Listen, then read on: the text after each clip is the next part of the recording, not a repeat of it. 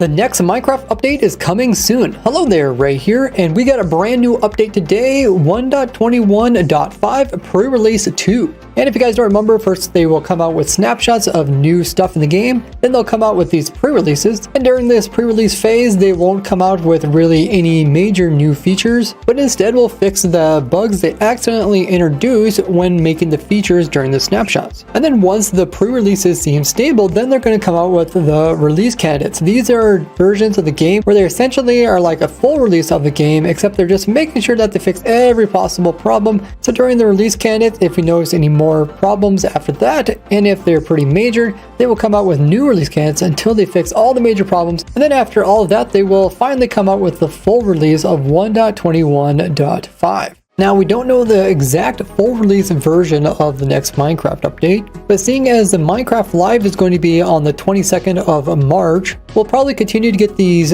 pre-releases for the 10 days prior to that Minecraft Live event. And then during that event, they'll probably tell us when the full release will be, which will probably be the week after, as the end of March is considered spring break, and that's when people get some time off from school or work. So it makes sense that they release a version during this time so people actually have time to play it, and is probably why they're doing their second Minecraft Live event during the same period. And all the farms you see behind me, these are actually all the new playerless farms coming out in the next version. Now, even though the Java Edition's pre-release wasn't too interesting, with the notable changes being that they allow numbers to work once again when it comes in cases of Boolean, some changes to network protocol, including fixes to several crashes with the second pre-release, and several bug fixes, with the main focus on the previous week's new game rule, so TNT will work properly when it's turned off.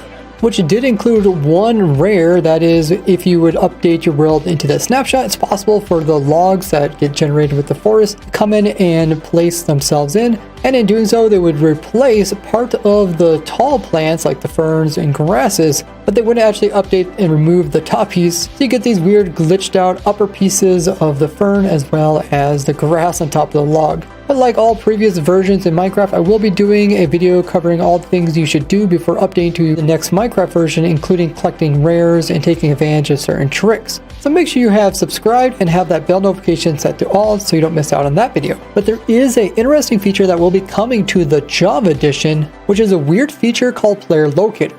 It's currently out in Bedrock Edition, so we can go ahead and test it out and see how it works. And you can find it in experiments when starting a new world. Just make sure to turn this on. Okay, let's give this a try. I got my alt account on and my main account. You can see right away there's this bar down here where my XP bar is. When I rotate it, it always has the little colored dot towards the player. And if I go into survival mode, you can see this sets right underneath of your health and your hunger, right where your XP bar would normally be. So this locator bar will always point you to other players on your server. And they probably added this because Bedrock Edition doesn't have access to coordinates like Java Edition. So when one player is like, hey, come join me in this one location, the other player is like, where the heck are you? Because there's no way to kind of tell you where you're actually at in the game, other than if you like start at spawn point or you start at the single like nether portal and you work your way to the location. This way you can actually find other players on their server. And you can see the indicator only shows the player when you're facing the direction the player is at. So if you turn any other direction, it's not going to show you where it's at. So you can just do like a little 360. You can kind of figure out how many players are around you. Now the farther you get away from the player, the fainter the dot gets. So you can see the dot's really hard to see. And the player is over there by that big tree right there. Pretty much when you get out of normal range of viewing, it looks like the player is pretty much not going to be able to be seen on your bar. But I'm pretty sure people make modded clients that could take advantage of this detector thing and detect players from like infinite distances. But they did say that we can turn this off in server settings. They just haven't implemented it yet. And it sounds like when they add to Java Edition, this feature will be added along with it. I already broke the game using the locator bar just by teleporting too far away. You do have to be sort of close in order for you to kind of see the dot to start with. And you can see there is an arrow that'll show you if you're like above the player. This one's saying like, hey, the player is below you in case the player is like underground. Or if you're underground, then it will tell you that the player is above you too. So that's helpful. Now there is a couple ways you can prevent players from using this to detect you. Besides turning off totally on the server settings, you can also individually hide yourself. Now there is 3 ways you can hide yourself from other players, and the first way is the carved pumpkin. So recently they added it so that carved pumpkins will hide you on maps if you happen to be holding a map that the other player is also holding. But now wearing a carved pumpkin will also hide your dot from other players. Now the second way you can hide yourself is by drinking an invisibility potion.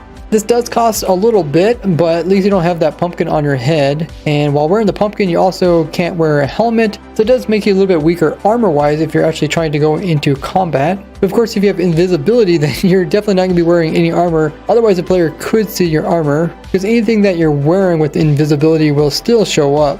And the third way you don't show up on the locator bar is just by crouching. Now this makes you move really slowly, and it's really annoying. Let's say you want to do something like type, you'd have to uncrouch in order to type. But in Java Edition, we have the options in our controls to actually turn on toggle crouching so that you could just hit your sneak button and your player will stay sneaking all the time, no matter what you're doing. But I don't see this setting in the Bedrock Edition. At least we do have some options to try to like hide yourself, especially if you're like trying to play a prank on somebody. Of course, if you're doing something more like PvP, you want to be disguised all the time. But the weirdest part about this whole locator thing is that it's using your XP bar. So if I give myself some XPs, you can see they pop up in the XP bar. You can see the number still shows how many levels you have. But shortly after you gathered some new XP, you can see there's a little bit of a delay, but then afterwards, then it switches back to the locator bar. This means you can't actually see your current XPs other than your levels unless you're actively taking in some XPs. I find this really strange. Obviously, they're trying to get the most use out of the things that are on screen, because they don't want to have like too many weird things overlaying your character and blocking your view of the game. I just find this so strange that it's being used for showing your current XP as well as showing you where the nearest players are. Now when you're going for higher levels, like back in the day when you had to go for like 60 levels or 30 levels, it wasn't such a big deal because you just paid attention to the level number. But nowadays, every little bit of XP can be used in order to enchant or repair stuff. So it's often really nice to know if you're getting close to the next level, which will help you decide if you want to like go all the way to like your XP farm in order to get some more levels, or if you just want to kill a couple mobs nearby in order to get to the next full level. But like anything in Minecraft, I think we'll probably get used to this over time. And it seems like more recently, when it comes to the new things that they're adding in the game, they don't really like take feedback as much, as they already put like a lot of time and effort into these features by the time they release them to us, even in the snapshots. Only if there's like really negative feedback do they come in and actually change it out. But something like this, it seems like they've been probably working on this for quite a while, so I don't know if they're going to make any big changes to it. But what do you think of this change? I would love to hear your thoughts down in the comments. With spring break and Easter coming up, you can play with your friends and family just like I have for my Minecraft viewer server, all thanks to Bisect Hosting. If you use code RAY or my link in the description, you'll even get 25% off. I appreciate every one of you who've used this, and hopefully playing with others keeps Minecraft enjoyable. Now watch me figure out the new best bone meal farms with the recent player list plant growing changes over at my Twitch live stream, and this is my live streaming schedule if you ever want to catch me in the future. I'll see you over there. Bye bye!